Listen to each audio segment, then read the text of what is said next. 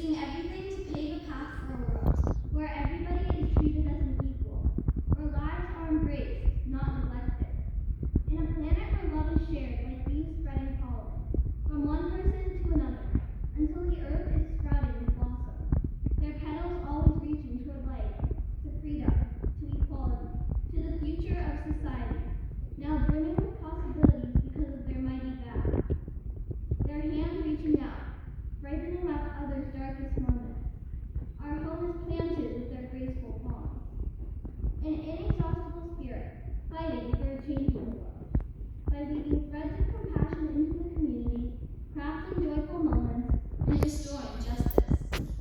The lessons learned, inspired and guided the young. They use their empathetic hearts to illuminate the world with joy, offering opportunities and optimism, like a balm soothing the wound, swapping others' negativity with happiness. Today we must rise on the foundation they constructed, cradling their values hereafter, where equality, joy, and justice reign. Their impact is truly unforgettable.